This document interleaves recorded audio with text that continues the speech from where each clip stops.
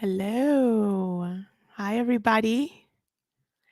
Welcome, welcome, welcome, welcome. I'm so excited to be here today. This live is one of our super quick check-ins. Those of you that are familiar with joining me on live know exactly what I am talking about. This is going to be one of those lives where I am sharing it and it's quick and it's dirty, and we are going to get into a lot of what I am going to talk about today in greater detail, in more detail as the season unfolds. I am so, so, so excited that you are here. I am I am super excited that you are here and you are making a pit stop with me on your Saturday morning. I think that's super dope and super exciting. Um, but this is our post mid-year check-in and post mid-year pearls. Things are taking off and I know some of you are feeling that pressure. Some of you are still unsure about how to go about this journey, how to get organized quickly. Some of you are agonizing over the smallest little details that aren't going to make a huge difference in the overall picture of how this thing is going to shake out and shake down. And what I love to do more than anything else is helping you take information that is out here and is available to you and turning that information into actionable items for you so that you are taking each step of what I very affectionately call the pharmacy Hunger Games, that you're taking each of these steps boldly, confidently, and with a lot of strategy and a lot of planning and a lot of plotting and a lot of scheming. Like, it requires a little bit of all those different things. And I am more than happy to show you how to go through the journey and incorporate all of those things, um, so that on match day you are sharing your wonderful news. And I'm just here, like, besides myself, because I've talked to so many of you throughout the year, and I'm here now watching you accomplish what you were so, so, so unsure you could do. Because forget everything you've heard. It is in all of us to do exactly what it is we set our sights on. If you have the courage to dream about wanting to do something, my thing is, you better have the audacity to go after it and go after it unapologetically. And that's what I want to help you do, to just go after these things and not have any reservation about it and give it your 150%. For everybody who is joining live right now, thank you so much for being here. Like, I get so excited that people want to hang out with me, even for just 5 minutes, and indulge me in my weirdness and my quirkiness for even just a little bit. I totally love it. My name is Sally, and we are going to get into this thing. I want to be respectful of your time and not sit here and ramble on forever and ever. So thank you for being here. Um, in true fashion, like the teacher I am, I love for these sessions to have an objective. We need to know what the roadmap is and what we are hoping that you get out of this. I want you to understand all of the different components of the submission process. Where we are now, all of the focus and all of the energy is on submission. And I'm going to talk to you a little bit about compartmentalizing and the importance of that in this process, not just for your mental health, but also for your confidence, and how crossing the finish line and breaking this thing up in bits and pieces, and how important it's going to be for you to do that, so that at every step you feel like, yes, I've made it through that step. Yes, I've accomplished that step. I think that those little victories and celebrating those little victories along the way are so, so, so important to your success. And I'm gonna talk to you a little bit about how do you build a strategic plan. This was actually an inbox question, and so this one objective is going to be towards the end, where I'm going to tell you, with everybody that I work with, they'll tell you I am super big on building your plan, building your process, not just going on or approaching this as a one size fits all, but really sitting down and getting clear about what's important to you, what it is that you want out of a program, and making sure that they are absolutely checking your boxes. Because guess what? You will not make that interview, you will not get an interview invite unless you absolutely check all of their boxes. I think it's only fair that you also give them that same energy back. And I can show you how you do that. If this is the first time you're joining this, like a live, or you're seeing my face or you're hearing my voice, um I am adamant about the fact that pharmacy is what I do. It is not who I am, by any measure. I love being a pharmacist. It has given me the opportunity to contribute to advancing the health of people who live in my community in a way that I don't even think I understood I would be capable of doing. For that, I am forever grateful to the profession for that opportunity. But I'm anchored by different things. I'm anchored by my family. I am a wife. I am a mom, a new mom. I am an auntie, a role that I take so seriously into my heart. But these people, and my dog, Louis, who is like a nightmare, but he also, I think it's like he gets that from me. He's super rambunctious. But my dog, Louis, my husband, my son, my niece, these are the people that make me who I am. They're the reason why I continue to strive for more, continue to want better, and continue to want to be a positive and contributing person in society, because I want them to also encounter other people that are going to pay that forward for them. That is who I am. What I do, oh honey, I do a lot. I am founder of Resi Prep, which is this thing right here. I am very passionate about student pharmacists' advancement, the improvement of the learning conditions in pharmacy as a whole. And what Resi Prep is about is amplifying the voices and the topics and the things that can help us get there, so that everybody who is a learner in pharmacy can have that psychological and emotional safety to thrive no matter where they are. And number two, this really shouldn't be number two, should have been number one, but I help people secure positions. I help you figure out what you have to offer so that you show up as one banging candidate for residency interviews and for fellowship interviews. But that's my thing. That's my passion. I've been doing it. This is the 8th year, wild, but my success rate in this space is unprecedented and very well documented. And I'm looking for you. I know you're looking for me. Let's connect and let me see how I can help you accomplish your goals. I am the co-host of a banging pharmacy podcast with another bad sister, Thu, who is the empowered PharmD.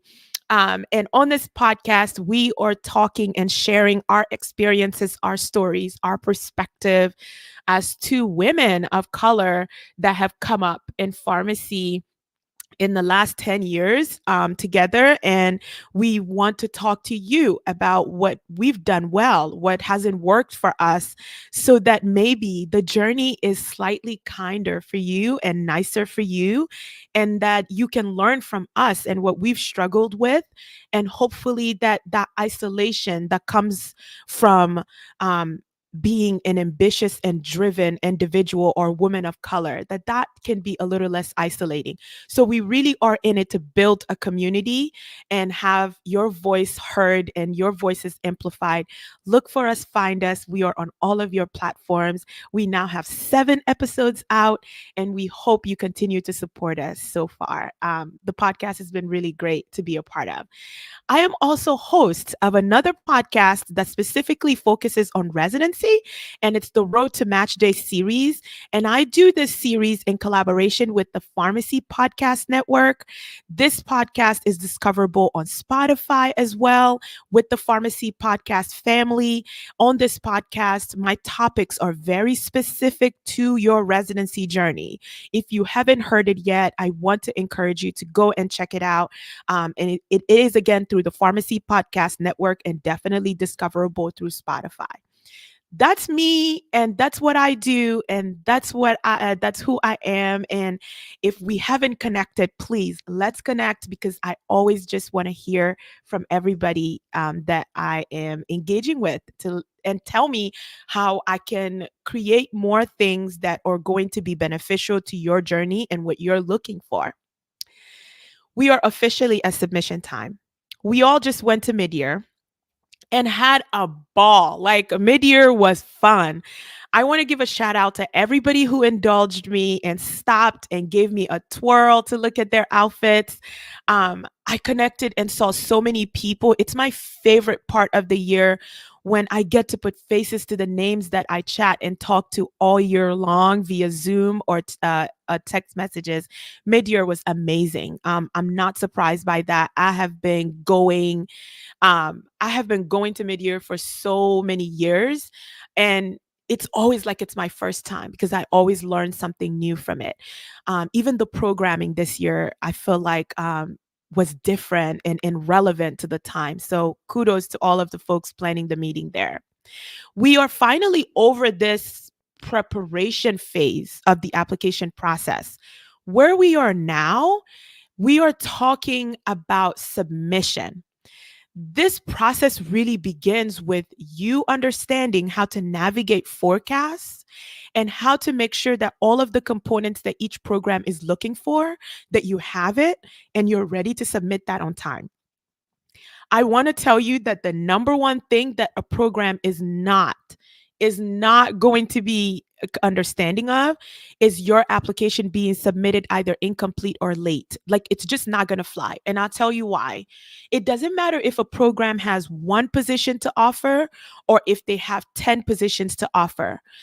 Because of the demand for residency, they are going to have 2.5 or 3 times the number of applicant than the number of positions they have. They're not going to give you um an opportunity over somebody who planned accordingly and submitted all of the different components that they were supposed to have.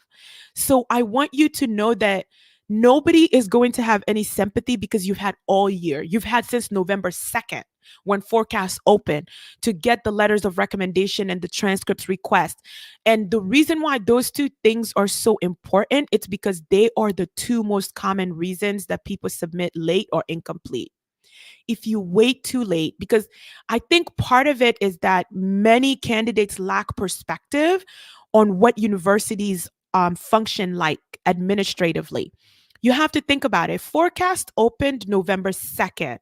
And then it was like November 20 something, Thanksgiving happened. In the world of academia, that week they close like the Tuesday or something like that. So there's an entire week in November that you lose because there's no action from an administrative standpoint from the university. And then they come back from that and have to catch up from being gone a week. And then it's time for the Christmas break and Christmas holiday. And they literally only work about 2 weeks in December and then they're gone.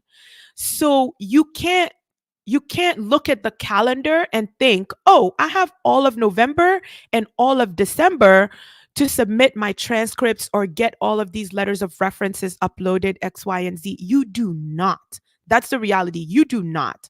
You perhaps, best case scenario, have 4 to 6 solid weeks, maybe, to get all these things ready.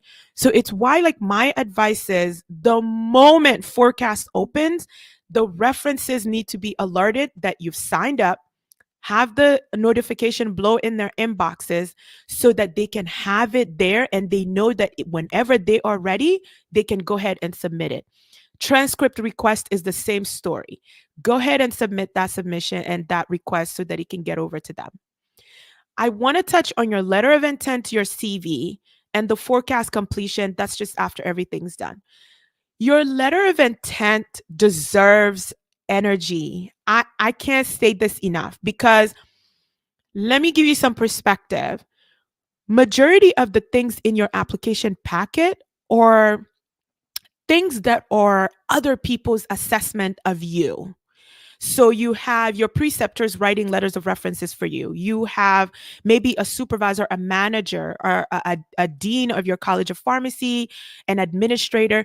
Other people's perception of you and the type of learner you are and the type of candidate and resident you're going to be is what your letter of reference is about. Your transcripts or about somebody's assessment of your performance. So there's a letter grade or a ranking or something of that sort. There's nothing in your application packet where these programs get to hear your voice. Your letter of intent is that. So when you are thinking about the letter of intent, you want to really consider, what do you want the selection committee to hear about you from you? Okay. The letter shouldn't be filled with, this is what my peers think of me. This is what my professors think of me. This is what the letter should be talking about and reflecting on your journey as a student pharmacist, the experiences that you have so far, that you are going to be bringing to residency, that is going to make you an exceptional learner, that is going to make you an excellent ambassador for this program. And you need to paint a picture for a program for them to be able to see clearly how completing a residency with them helps get you on your path to your next goal in the profession, right? These are fundamental things that your letter can't not have, right? Like, and I know that a lot of the advice is like, oh, don't start with the generic, I'm writing to express my X, Y, and Z. We don't like that because it's unimaginative, right? Like, it's not creative. It's not really a hook. It's just, there's like a template that has existed since the beginning of time that is like older than God, that everyone goes and straight up plagiarizes that letter and submit. Don't do that. Really put some energy into developing a letter that tells your story. How did you come to this decision? What learning experiences have you had so far that you believe have helped you become the person you are? And how this program is such a fit for your goals. You want to become a pediatric specialist or an infectious disease specialist. You need to tell this program how that goal matches the training that they offer at their program. If you miss the mark on that, your letter is not going to be that great. That's just one of the components, right? The other component, I think, is I don't want you to underestimate the power of creative writing and good grammar. Um, it's going to take them by surprise when they read a well-constructed letter. You want that because verbal and written communication continues to be a challenge we see in pharmacy student learners. That's just a fact. A student can sit there and they'll work up a patient and they'll verbally tell you everything they want to do and it's correct. Ask them to write a SOAP note and see how that translates. You're almost confused as to how what was presented translated into this SOAP note. And so programs understand the importance and the power of a candidate that can express themselves really, really well in written format. I don't want you to look down on that. And I don't want you to think that that does not count, because that is not something that just comes with every single pharmacy student learner. So yes, take the time to really make sure that the grammar and the sentence structures and all these different things, that they are on point. Post mid-year thank you emails. Now, when I was applying for residency, the advice at that time was to actually mail thank you cards, like actually do physical cards. Like on my flight back, I spent the entire time from New Orleans back to Baltimore writing thank you letters, physical letters that I mailed. But I think with time, what we are learning is that programs not only is it highly unlikely that they remember you, but the thank you notes or a better touch, a better gesture after your final round interview, taking the time and energy to send a thank you letter. But the thank you emails are a must. Every single person, every single program that you encountered and you spoke to, you want to send them a thank you email. This is just one of those professional development things. People are not obligated to be nice to you. Um, if it's the first time that you're hearing that, I'm happy to be the person to share that with you today. But people are under no obligation to be nice and courteous to you. So when you meet people and they are nice, they are engaging, they are courteous, they are candid, they are honest about their experiences, they make you feel like you are heard, seen, and they engage with you, and you get the impression that who I am as an individual in this arena of like thousands of people matters to the person I'm speaking to, or they're making me feel as though I'm the only person here because they're giving me their full and undivided attention. You want to tell them that. That makes people feel good. People feel good when they know that they have been nice and that that niceness meant something to someone else. So send a thank you email. As far as content, right? And I know I'm going to get to my inbox questions, but people have inboxed me about what is relevant to put in these thank you emails and what isn't.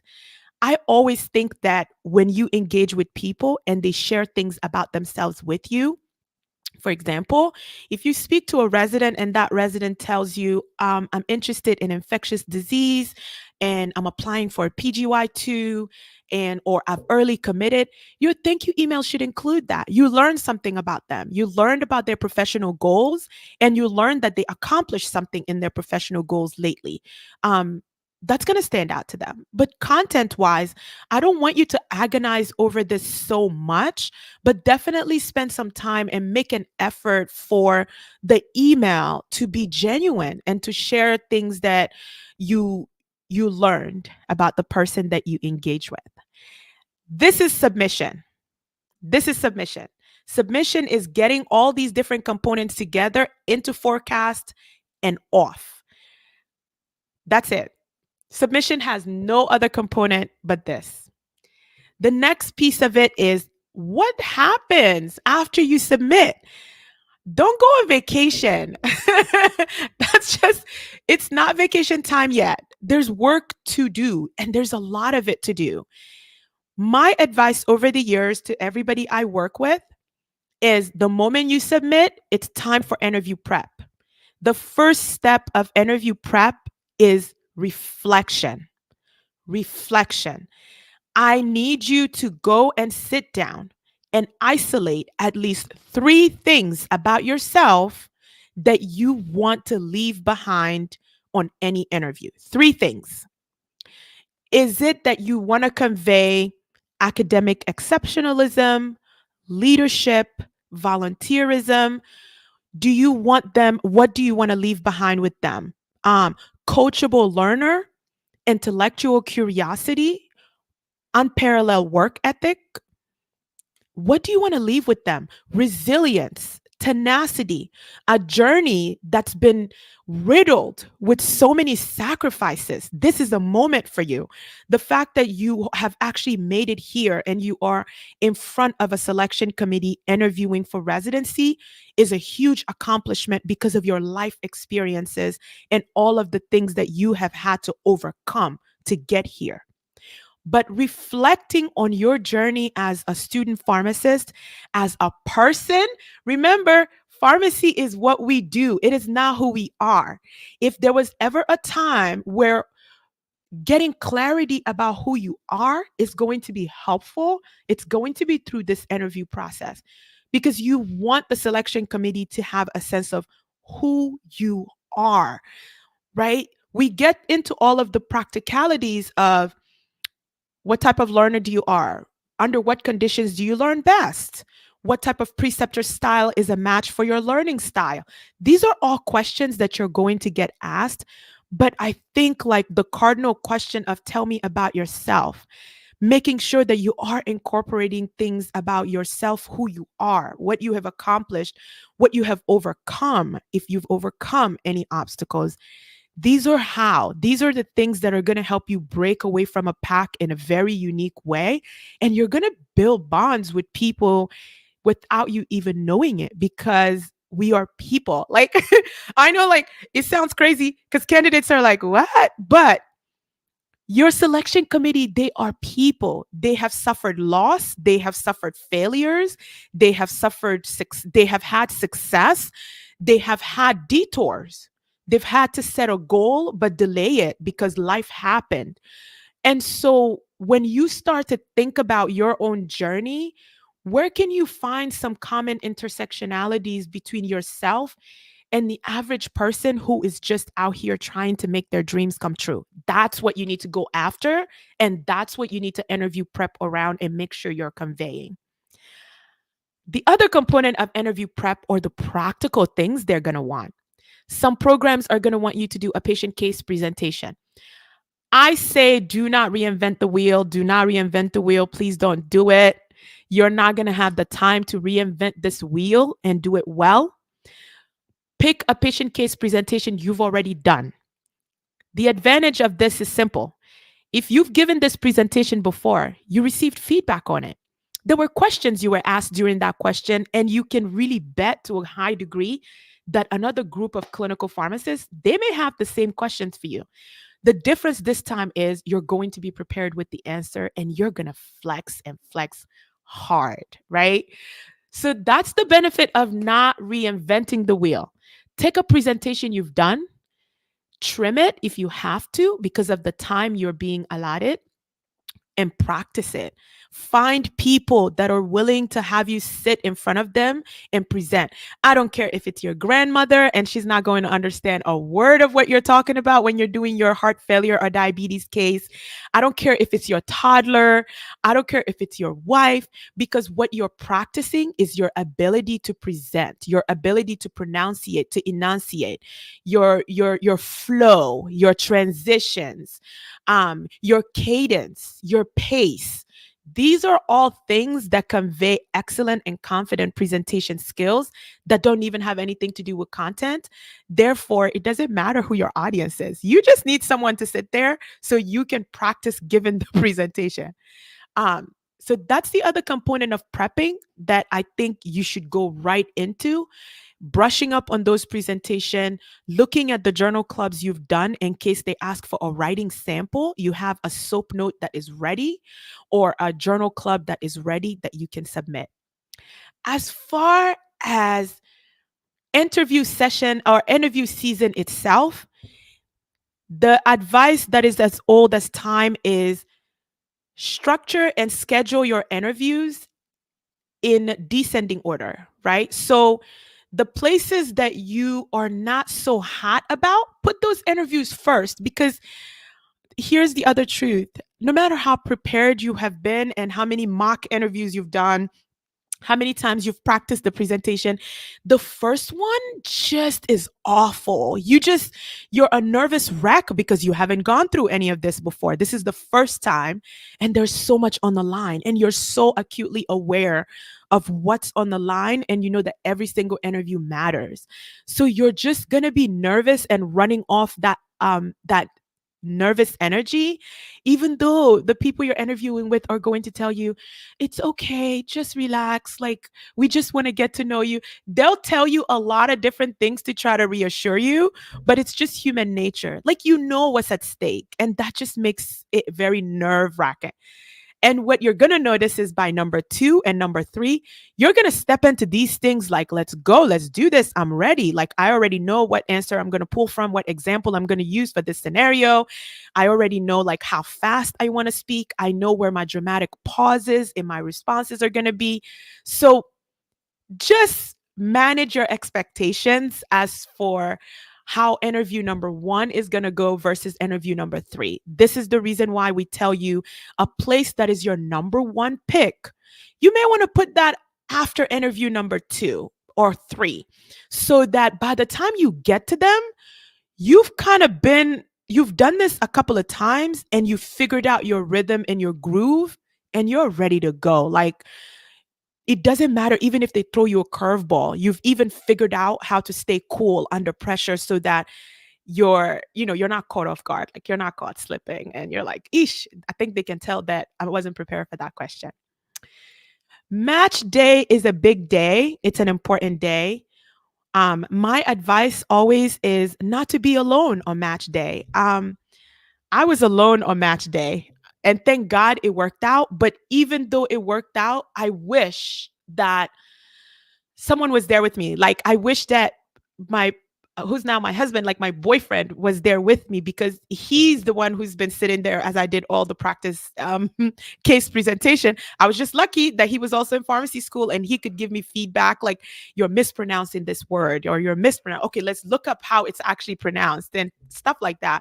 Um, it's going to be a very emotional day, but I think having someone there with you who knows you and who's going to reassure you that your worth as an individual, your power as an individual, what you're going to offer and what you have to offer the world is not defined by a residency position. Match day is going to come, it's going to go. You're still going to wake up as a person who is loved and valued, who occupies meaningful space in this world in a lot of people's lives. And I think when you're surrounded by people who love you, it could be a little less painful to accept a negative outcome on match, and the euphoric feeling of sharing in the wonderful news with people you love. It's that green line of congratulation is a feeling that is undescribable. I can't describe it. And I think it's worth having people you love with you to go through match day, no matter what the outcome is. That is my rundown of post submission. So if there are questions, ask them. I do have an inbox question session later, but that's my rundown of like all of the different things that are waiting ahead after you click submit. There's work to do. So match day happens, and for whatever reason, it was not a favorable outcome for you. I wish this for nobody. I want everybody to match at phase 1 and be done, like move on and focus on NAPLEX prep or something else, right? But in the event that that is not the case, you guys, like when I did this, phase 2 didn't exist. So I am like one of the biggest advocates for phase 2. Go into it. Last year, we had something unbelievable happen. Record number of programs going into phase 2, like we hadn't seen. It was unprecedented, right? And I think that's because programs are asking for more positions and they're growing larger, but also candidates are becoming very selective about ranking places that they don't feel the vibe is there. Right? So places are going into phase 2, not because they're awful programs, but maybe because candidates are better educated about what is a good place for me to learn and thrive. And this program is great, but it's going to go on and be great for someone else. I don't really think it's great for me. I respect that. I love that candidates are thinking this way, because at the end of the day, no residency training is worth your mental health. So if you recognize that a place is not a fit for you, don't rank them, period. Right? So go for phase 2, go for the scramble if you have to. There are going to be non-traditional opportunities that are going to come up. Pursue them. Pursue them, right? These are all going to be non-traditional residency programs that can still give you, right? First year programs that this is their first year. You're going to be their first resident, right? Thu is a great example of this. She was the first resident of a residency program and she's killing it in her career. Like, it's not, it your certificate doesn't look any different. It doesn't do anything to you to be the inaugural resident of a program. But keep your options open and focus on programs that do have something to offer you that match your goal. Keep going. I'm such a hard believer in this. The difference between you and the difference between those who make it and those who don't make it are the folks that just give up halfway. The people who decide that they are going to push through and they are committed to this and they've been merely delayed, but they haven't been denied their opportunity, they ultimately get it. I've been doing this long enough to see so many phase 2 matches, and these people go on and do phenomenal things that it's just, you're kind of just like, this was the reason why you didn't match at phase 1. Like, look at how you're thriving. What's to say that a phase 1 match journey would have still been the same? So trust the process and don't give up. We have arrived. I'm like neglecting the comment section, but I'm gonna pause and look at the comment section. Oh, thank you, Thu. Thu, did I nail it? My description of myself and my journey. Thank you. This is really great. Thank you so much. Thank you. Using previous presentation is such good advice. Likely you have already received feedback to make it better. This is so true. And I want to show it on the screen so that you can see, but this is Thu's feedback as well. And it's one of those things where you're going to be tempted to do something new, but I assure you that it's not necessary. Giving something that you've given before, this is the power in that. You know and can anticipate exactly what angle they're going to come at you from. So that's that one. And then C-suites. C-suites love residents. Yes, they do. Yeah. Listen, you guys, Thu is coming through with messages today, okay? It's about the mindset and taking advantage of any opportunity. And if you don't know who Thu is, really connect with her. She has an amazing and unbelievable story and journey about her own residency journey and process that I love. Every time she shares it, I love it because she's not an exception, but she's one of the most vocal people in talking about how phase 1 not working out means nothing as to what the rest of your career is going to be. Connect with her. She'd be more than happy to guide you along this journey, so many uncertainties. A question about the inbox is going to be linked to objective number 2, which is, how do you create your own personalized plan? The first thing that I do with all my folks is we have self-reflection. There are 5 questions that we start with for interview prep. And these 5 questions are paramount. And the reason why I think that I stand by this, no one should go on to a residency interview without knowing their responses to these 5 questions, because it's not a question of, they may ask me, it may come up. Possibly they'll ask me, possibly they won't. You will be asked these questions in one way or another. And I think how well you answer these questions is how you will quickly and clearly separate yourself from the pack. I think this question number 1 is very unimaginative, but it's not going away. And it's the question of, tell us a little bit about yourself. It's not creative at all. It's very unimaginative. Like, I don't know. I want someone to find a different way to ask it, right? But it's always just going to roll out about, as in, tell us a little bit about yourself. Or some programs have taken a different angle where they'll ask, summarize your CV for us. A third variation is, what would you like us to know about you that is not in your CV? These are all questions about you, the person. These are all questions about your journey, what you've done, what you've accomplished, and where you are now. And I think having a clear approach on tell me about yourself is going to be a great way to modify it to answer all of these other 2 variations. The second question is, Why are you pursuing a residency? Um, why here is the operative word, right? Um, you have got to be able to describe very clearly why you're pursuing a residency. The thing I want you to keep in mind here is your answer here can't just be self. I'm pursuing a residency because I want to be the best and I want to be the brightest and I want to be the expert and I want to be the authority and I want to be the leader of the infectious disease world. I want to be, right? Why do you want to be all those things?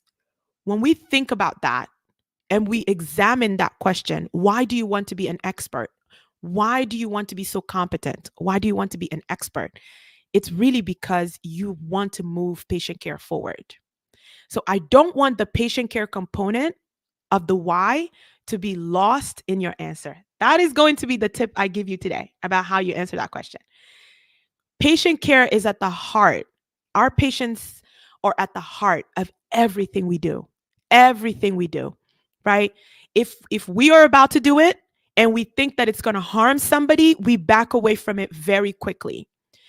And our motivation for pursuing higher learning, the best training, building the most innovative clinical services, it's because we want the people we serve to benefit from our expertise.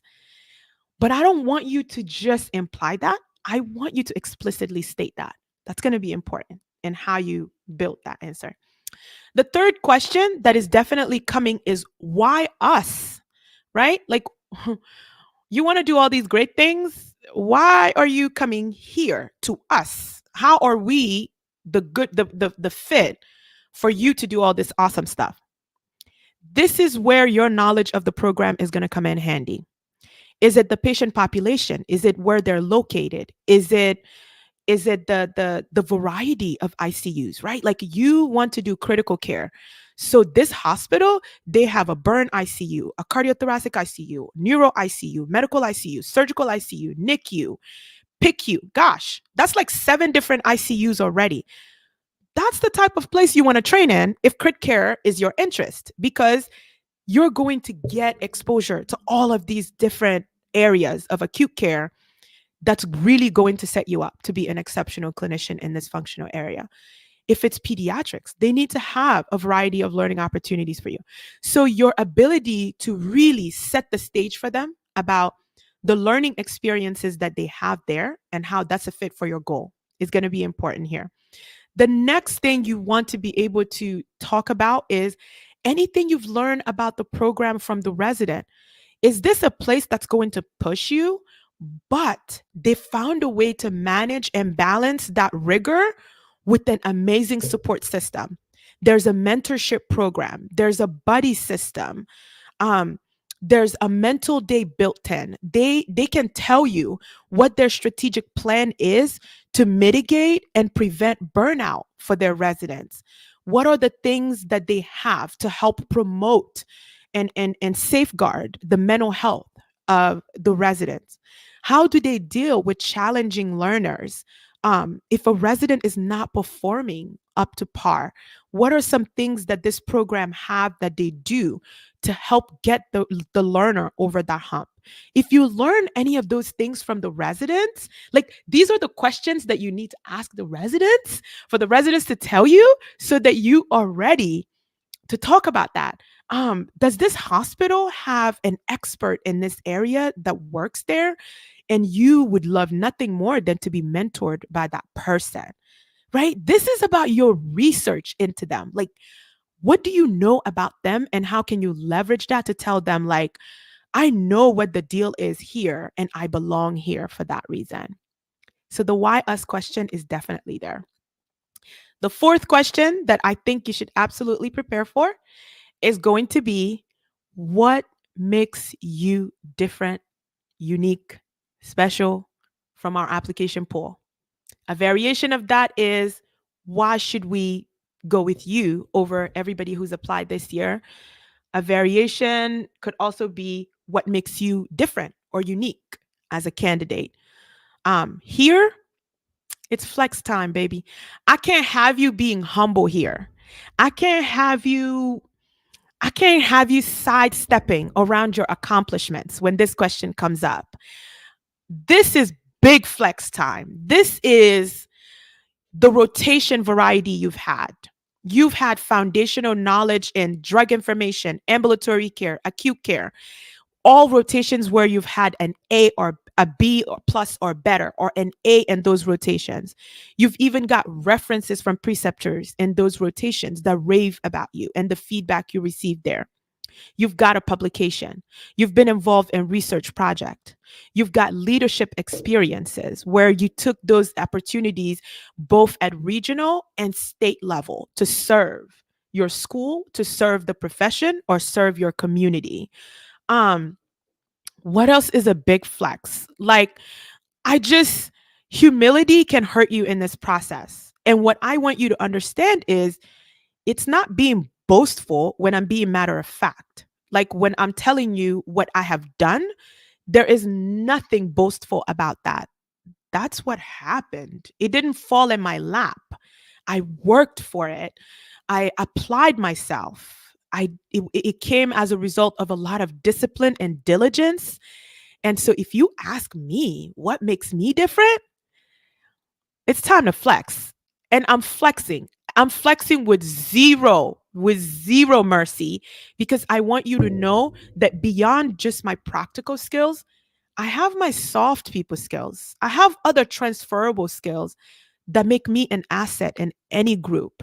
My interpersonal, my communication skills, my ability to make others comfortable when I'm with them, and build trust and building good relationships with people, being a good motivator on a team. So when the going gets tough, I'm probably going to be the resident that's coming with the quotes, that's sending the text message in the group chat like, "Hey guys, I know that it's been rough, but we got this. Let's support each other." That's probably going to be me, right? Because your RPD is also faced with the challenge of putting a group together that is going to fit well. So don't just focus on all the practical accomplishment and the awards and recognitions and scholarships and dean's lists. Don't just focus on that, but also focus on other soft skills that are going to make you easy to teach, an excellent learner, and a phenomenal team member in anyone's residency program where they have two, three, four other people whose learning they have to balance, right? The fifth question is a series of questions, and this is just situational based questions. You have got to practice how to answer situational based questions. Nobody likes them, but we live with them. Tell me about a time when you failed. Tell me about a time when you worked on a project. What role did you assume? Tell me about a time when you missed a deadline. Tell me about a time when you worked on a project and didn't fully understand the instructions. What did you do? Um, Stuff like that. The other interview questions really are going to be things that you're going to be able to handle, because all you have to do is pause and think about your experiences, and you can draw from that. These situational based questions don't have to be pharmacy school related. Remember, pharmacy is what you do, it is not who you are, right? A time you failed could be you wanted to lose weight and you didn't. It could be you wanted to run a marathon, but you didn't finish the marathon. What did that experience teach you? What did you learn from that? And did you come back a couple years later and put in the proper training and finish that race? Right? Like, it doesn't all have to be pharmacy, pharmacy, pharmacy. Again, back to our reflection. What are the three things you want to leave behind during this interview? Once you get clear about those three things, watch how the answers to these questions are going to start coming into focus for you. Watch how confident you become. Watch how comfortable you become. Don't be so afraid of vulnerability. Don't be so afraid to be vulnerable. It takes a lot of strength, but I don't want you to be afraid to step there, to go there and talk about something that was difficult, that almost derailed you in life, but you bounced back from it, right? That's what they want to know about you because residency is hard. You're going to fail. They're going to push you and push you and push you until they can't push anymore. And when that going gets hard, are you the type of person who quits? Or are you the type of person who knows how to step back, regroup, and come back even stronger? And that mentality, demonstrating that things have happened to you in life where you've been tested that way and you made it, I'm telling you, is going to be a winner, right? Me, I am Sally. I am so excited that we had this. If you want more streams like this, everybody knows my inbox is always open. Inbox me. If you want to connect, inbox me. I have calendar time set up and we can meet. You want feedback on your letter of intent? Hit me up. I am here to encourage and help make your dreams of securing a residency a reality in any little bit I can. I think that I think that it's doable. And so for me, like that's my motivation because I think once you have somebody that can kind of guide and explain what this thing is about, anyone can do this, right? The same goes for also thriving in residency. I am discoverable on all of your platforms. And if I can bring you a specific topic, let me know. It will really be my pleasure to do it. And I'm excited because I'm working on an actual interview prep with SNAFA. And this is going to be something that I'm so excited that Destiny is helping me coordinate. And that workshop is going to be sponsored through SNAFA for interview prep, where we actually are going to get to the nitty gritty of some of this. So you're walking into these interviews and you're taking these phone interviews and virtual interviews with a lot of confidence. I am so appreciative of your time if you tuned in today. I don't take these for granted at all. I'm passionate about it and I love to see that it brings value to other people. So if you want to connect, I am discoverable on all of these different platforms and I would love the privilege of being a part of your residency journey in any capacity you see fit. I'm here to help you. And with that, I don't see questions in the chat. Oh, I see a lot of thank you so. Oh, it's my pleasure, everybody. I'm so happy that you found it useful. Um, yeah. Happy Saturday. Bye, everybody. Thank you for being here.